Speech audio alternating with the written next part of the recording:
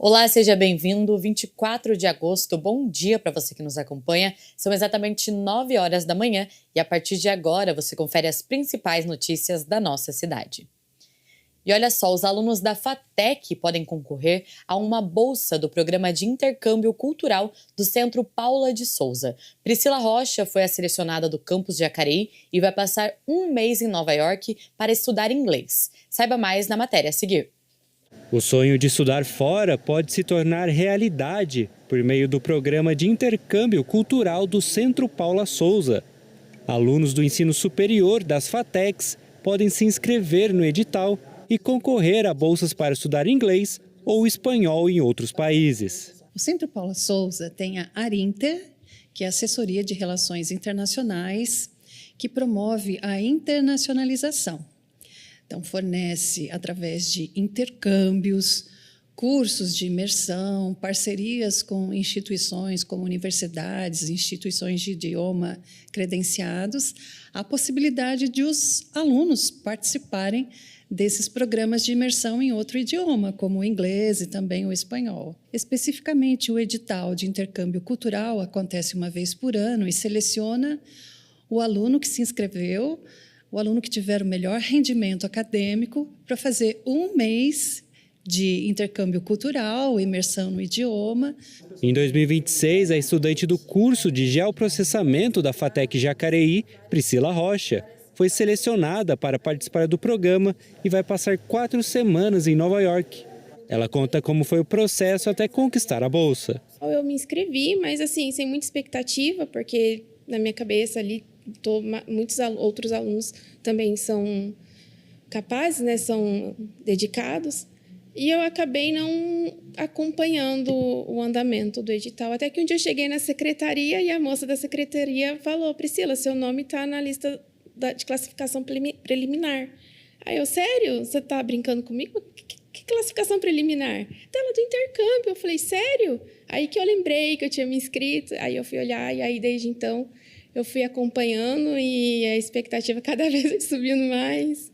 O programa oferece aos alunos selecionados uma bolsa que cobre as despesas da viagem, desde o transporte e a estadia até a alimentação durante o período no exterior. É importante salientar que o intercâmbio, através do Centro Paula Souza e a verba do governo do estado de São Paulo, cobre então as despesas de passagem, hospedagem, alimentação, e o aluno também tem um voucher adicional para despesas que possam acontecer. E sempre as turmas de intercambistas são acompanhadas por um monitor. A expectativa para a viagem está alta. Priscila espera que a experiência de 4 semanas no exterior ajude a desenvolver o inglês e contribua para a sua formação e carreira profissional. Eu sei que a gente vai conhecer bastante pessoas de outros países, né? A gente vai conhecer alunos de outras FATECs também, do estado de São Paulo inteiro. Na verdade, acho que a gente já está tendo contato com essas pessoas, isso está sendo muito legal. A gente já está marcando de fazer várias coisas, mas o foco ali é estudar, aprimorar o inglês e tentar voltar de lá com uma bagagem cultural e cheia de lembranças. Parabéns a Priscila pela conquista e que essa nova experiência em Nova York seja de muito aprendizado. E está aberto o processo para as inscrições do concurso para a criação da letra da valsa Nas Margens do Paraíba, de autoria do compositor jacariense José Maria de Abreu, que busca valorizar artistas, compositores e letristas da região. A participação será exclusiva para moradores do Vale do Paraíba e o vencedor receberá uma premiação de R$3.000. As inscrições podem ser feitas no site da Câmara, que é o jacareí.sp.leg.br, através de um formulário online. E o Arquivo Público e Histórico de Jacareí apresenta fotografias e documentos da década de 70 e convida os visitantes a conhecerem mais sobre a história da cidade. Confira detalhes na reportagem. Fotografias antigas, documentos e registros de momentos marcantes de Jacareí fazem parte da nova exposição do Arquivo Público e Histórico da cidade. A mostra reúne imagens da década de 70 e convida o público a revisitar a história do município. Essa exposição em específico, ela veio através do aniversário da cidade. Então a gente tem um aniversário da cidade em abril, eu falei, vamos colocar alguma coisa que faça menção ao aniversário da cidade a partir do nosso acervo. E como a gente tem uma procura muito grande pela iconografia, que são as fotos, então eu falei assim, foto chama muita atenção. Então vamos a partir do princípio de mostrar o que a gente tem no nosso acervo, que a gente tem muita coisa, né? Então assim a gente colocou as fotografias, que é onde as pessoas mais se identificam, porque a partir das imagens elas conseguem revisitar o passado e aí elas conseguem se localizar. Tanto no espaço da arquitetura, quanto na moda, quanto... Né, tem muita gente que vem e lembra, e tem muita gente que vem, como vocês mesmo viram, né, alunos, pessoas mais jovens, que vêm entender esse passado. O recorte apresenta diferentes aspectos da vida na cidade há mais de 5 décadas. Entre as imagens estão registros do cotidiano, de espaços públicos e de personagens que ajudaram a construir a história de Jacareí. Nós escolhemos as fotos por tamanho, por tema, e inclusive no primeiro expositor a gente colocou as fotos de um concurso para amadores, né, concurso de fotografia para amadores, que teve em 1974. E eu falei, são fotos lindas. E a gente resolveu colocar aqui para a sociedade, os munícipes, os pesquisadores, né, fazer assim, esse resgate também dessas memórias afetivas. Além da exposição, o arquivo desenvolve um trabalho contínuo de conservação e organização de materiais que ajudam a preservar a memória do município. Bom, foi muito legal, né? Eu adoro essas coisas de aprender mais, né? E eu acho que foi uma experiência muito boa, saber dos povos antigos, da cidade, saber da região. Foi bem legal. Foi muito legal, foi muito interessante. É sempre bom a gente saber da história, né, dos indígenas, principalmente, revisitar escritas antigas, os arquivos, como eles colavam, como eles resgatam essas memórias, principalmente na parte da cerâmica, que hoje a gente viu muitas coisas, né, como formavam a hierarquia deles, processos rituais, muitas coisas hoje. E eu achei muito interessante, muito legal. Gostaria de revisitar novamente. Eu achei interessante porque a gente pôde ver mais da história da cidade, como tudo aconteceu, os arquivos, né, os laudos da Câmara, do Fórum. A gente pôde ver também algumas peças de cerâmica, alguns ossos mesmo, ossos humanos, de como foi, como tudo aconteceu. Esse patrimônio também está ganhando espaço no meio digital. Parte do acervo já foi digitalizado e pode ser consultado pela internet. Só dá uma busca muito rápida no Google, coloca lá a plataforma, coloca Atom, A-T-O-M, Jacareí. Você já vai entrar nessa plataforma do Arquivo Público. Lá tem mais de 500 fotos que já estão disponíveis. Chama Cidade Jacareí, dá uma pesquisa Cidade Jacareí, que as pessoas podem se utilizar. A única coisa que a gente pede, por favor, para sempre que usar, colocar a referência do arquivo, né? Para fortalecer aqui e ter essa foto enquanto fonte fidedigna, né? Fora isso, a gente começou a disponibilizar as fichas catalográficas que já vêm com a imagem do fundo câmara. Então, são ao todo uma média de quase 7.000 fotos. Então, essas aos poucos a gente está já fazendo, realizando e disponibilizando para acesso à população. Para quem prefere conhecer esse material de perto, a exposição pode ser visitada no Arquivo Público e Histórico de Jacareí, localizado na rua Alfredo Schurig, número 300, no centro. O espaço funciona de segunda a sexta-feira, das 9 da manhã às 4h30 da tarde. Tá aí uma oportunidade também de olhar para o passado e entender um pouquinho mais das transformações que Jacareí viveu ao longo dos anos. E para quem gosta de história, vale a pena conferir essa exposição. Nós vamos para um rápido intervalo. No próximo bloco, você confere mais notícias sobre a cidade e vai saber mais sobre o novo espetáculo da orquestra. A gente volta já.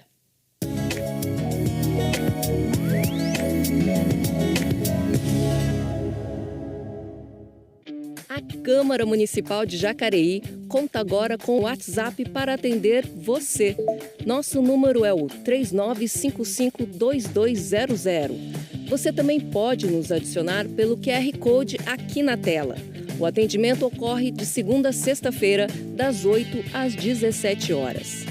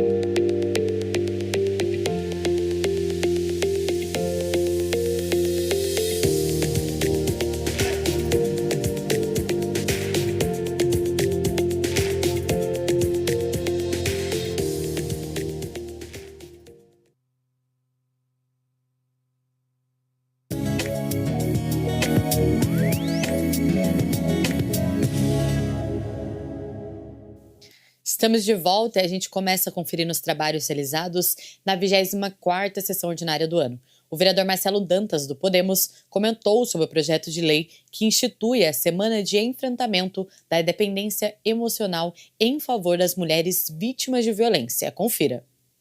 Hoje, nós comemoramos na unidade de pronto atendimento Dr. Telmo uma sala específica, graças à visão do nosso prefeito, para atender as mulheres vítimas de violência.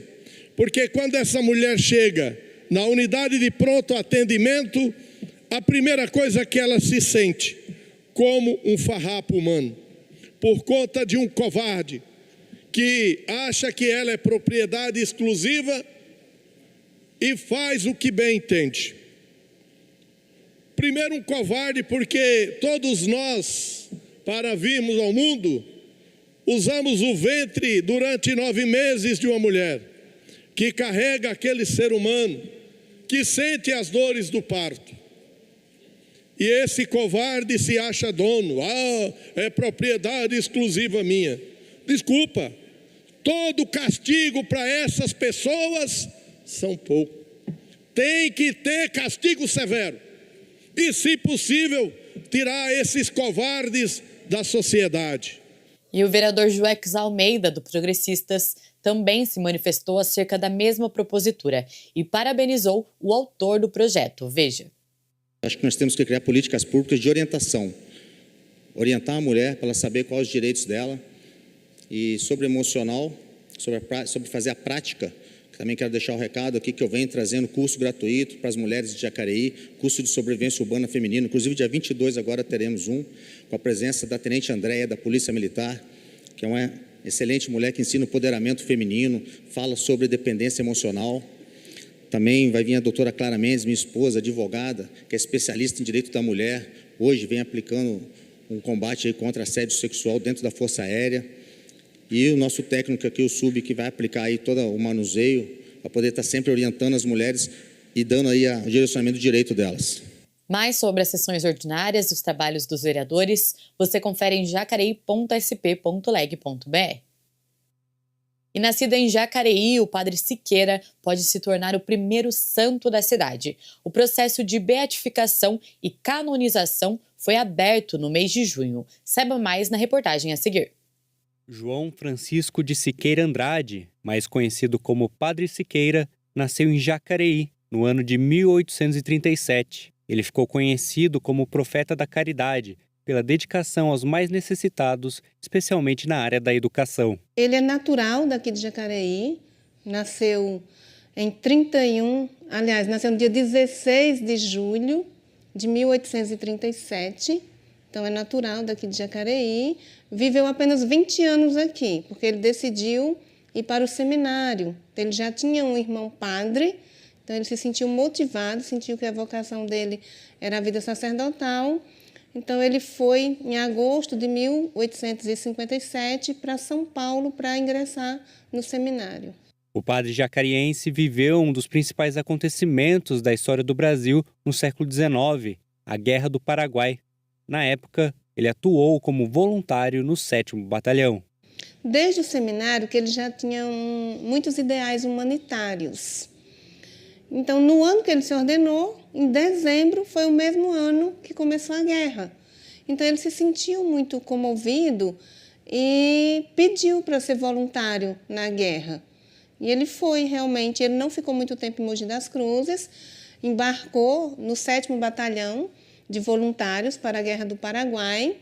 E tem um testemunho de um capitão que diz que a presença do capelão deixava os recrutas em estado de equilíbrio, de paz, que foi fundamental. Anos depois do conflito, Padre Siqueira se mudou para Petrópolis, no Rio de Janeiro, onde fundou a Escola Doméstica de Nossa Senhora do Amparo, no ano de 1871, instituição que existe até os dias de hoje. Apesar da forte atuação no Rio de Janeiro, a história do Padre Siqueira ainda é pouco conhecida entre os jacarienses. Mas esse não é o caso da Irene. Ela faz parte e coordena a Fraternidade Leiga de Nossa Senhora do Amparo na cidade. Eu era só da Pastoral da Criança e as irmãs do Amparo foram embora de Jacareí e deixaram a cidade. E aí tinha a Fraternidade Leiga que me ajudava no trabalho da pastoral. Aí eu comecei a frequentar a fraternidade, até por gratidão por elas sempre estarem comigo. E aí, num desses encontros, uma irmã do Amparo veio e começou a abençoar a cidade, falando, nossa, essa cidade é santa.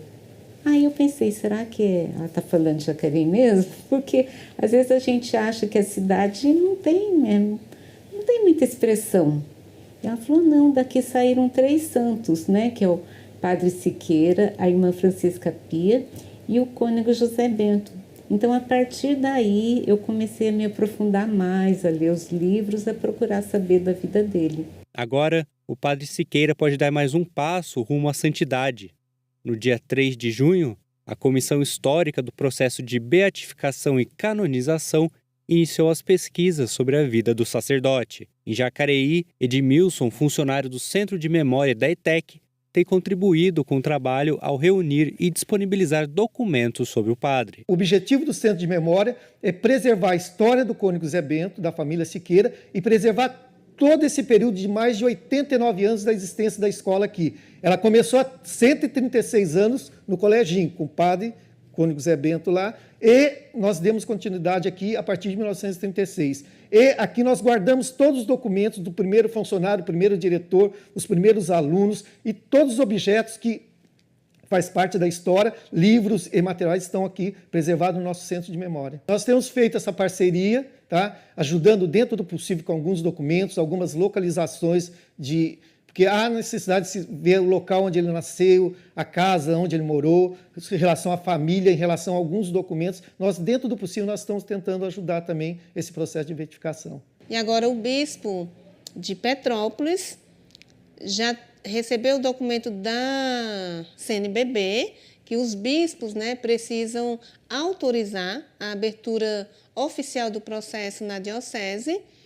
E o bispo também lá de Petrópolis, o Dom Joel, ele já nomeou uma comissão para investigar, estudar, analisar, porque tem que ver todas as virtudes, todos os encaminhamentos necessários para que seja aprovado a próxima fase.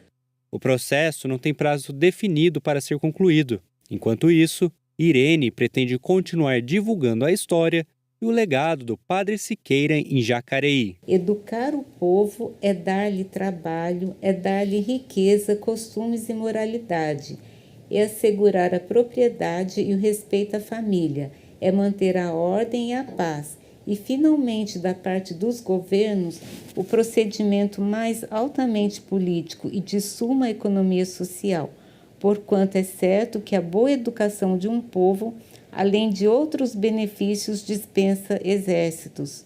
Então, para ele, a educação muda o mundo.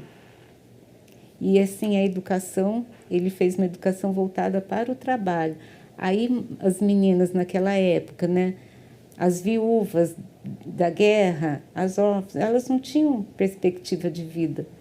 Aí a educação muda essa pessoa. Então, eu acho isso muito importante para a gente estar se seguindo nesse exemplo dele. E mudando de assunto, a gente fala agora sobre a Comissão Permanente de Finanças e Orçamento da Câmara Municipal, que realiza no dia 28 de setembro, às 18 horas, a audiência pública destinada à apresentação das contas públicas da Prefeitura de Jacareí.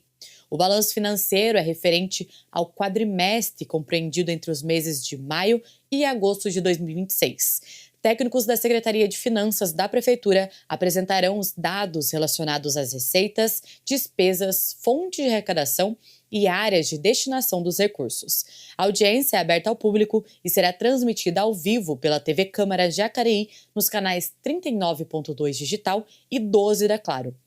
Também no nosso aplicativo para Android e iOS e no nosso canal do YouTube.